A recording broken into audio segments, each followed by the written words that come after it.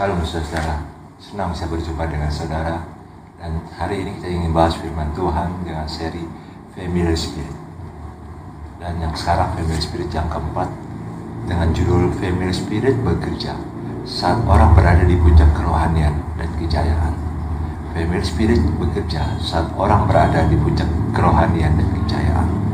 Dan kita belajar dari Raja Daud. Daud setelah merebut Yerusalem, dia setelah membangun Yerusalem menjadi pusat pemerintahannya dan pusat rohani, dan dia ingin membangun bait Allah yang megah di Yerusalem.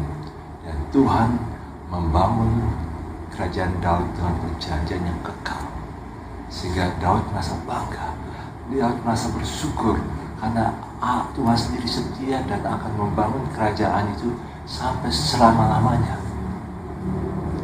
Tapi Alkitab mencatat saudara, saat berada di puncak kejayaannya, puncak kerohaniannya, Daud jatuh dalam dosa perzinahan. Dia meniduri Batsheba, istri Uria.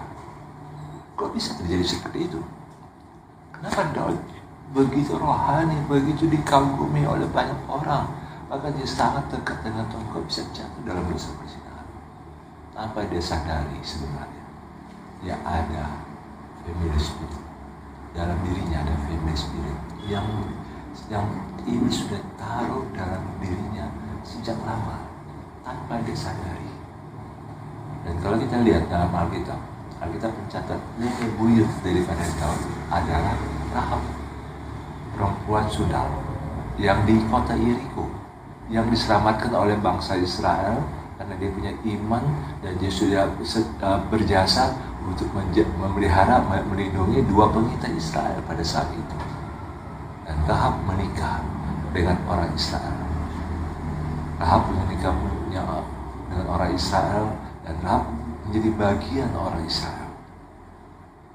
Dan selanjutnya Daud, kalau kita lihat dalam Alkitab catat, Daud ini juga kemungkinan punya ibu yang tidak jelas siapa orangnya, namanya.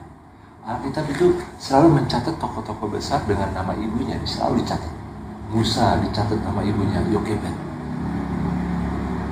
Dan tokoh-tokoh besar selalu ada nama ibunya. Tapi Daud sebagai tokoh besar dalam perjanjian lama, tidak ada yang mencatat ayat-ayat, tidak ada yang mencatat ayat-ayat Alkitab, tidak ada yang mencatat nama ibunya. Dan kemungkinan besar ibu daripada Daud seorang perempuan Sudal, karena dia dianggap tidak bukan anak yang baik. Dia makanya dikucilkan oleh abang-abangnya. Dan itu terjadi juga kalau kita lihat dalam tokoh Alkitab yang namanya Yefta, seorang hakim yang berhasil membebaskan bangsa Israel dari musuhnya. Tapi Yefta juga anak dari seorang wanita pelacur. Saudara, ini yang dialami oleh Daud. Memang seorang boleh rohani, seorang betul-betul menggebu-gebu bagi Tuhan. Tapi kalau dia tidak sadari ada Familiar Spirit yang ditanam oleh iblis dalam keluarganya dan dalam dirinya, ini yang bisa merusak kehidupannya. Ini yang kita mesti waspadai. Berikutnya pada waktu 2 Samuel 12 ayat 1 dan selanjutnya, Daud itu akhirnya waktu dia lagi santai, dia jatuh dalam dosa perzinahan. Dia mengambil Batsheba dan dia tidur dengan Batsheba. Daud bukan pada waktu dia mengambil Batsheba saja sebagai dia berzina dengan Batsheba, tapi sebelumnya juga Daud juga ada jatuh. Tapi tidak dicatat dalam Alkitab sebagai suatu pelanggaran yang besar. Tapi itu ada bahaya-bahaya rohani yang Daud pernah alami. Apa itu? Nah, itu pengalaman waktu dia ada di kota Hebron selama 7,5 tahun. Dalam 2 Samuel 3 ayat 2 sampai dengan 5 itu dicatat ada 6 laki-laki anak Daud yang lahir di Hebron dari 6 perempuan. Berarti selama 7,5 tahun Daud punya 6 istri. Sebenarnya itu benih yang tidak disadari oleh Daud.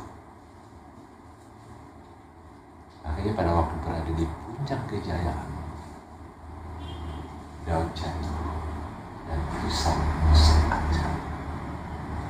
Saudara, mari kita berdoa. Jangan sampai kita berada di puncak kejayaan. Family spirit itu bekerja dan iblis buat jauh di dalam ini. Iblis bisa bekerja dalam diri kita untuk menghancurkan hidup kita. Mari kita minta Tuhan menolong kita. Mungkin kita perlu ada sadari masa-masa lalu kita. Apa yang membuat kita jadi lemah secara rohani? Apa yang membuat kita juga ada kelemahan-kelemahan dalam keluarga kita? Supaya itu boleh diselesaikan di hadapan Tuhan. Jangan sampai pada waktu kita berada di puncak kejayaan kita, jatuh dalam dosa bersinaru, jatuh dalam dosa yang dirancangkan oleh iblis dalam hidup kita. Mari kita berdoa. Bapa, kami berdoa supaya Roh Kudus menolong kami menyingkapkan family spirit yang ada dalam keluarga kami. Mungkin kami baru sadar apa itu family spirit yang bekerja dalam diri kami. Kami berdoa supaya Roh Kudus menolong kami untuk singkapkan itu. Dan biarlah Tuhan kami boleh sadar, cepat sadar, dan kami betul-betul menghindari daripada family spirit ini. Dalam nama Tuhan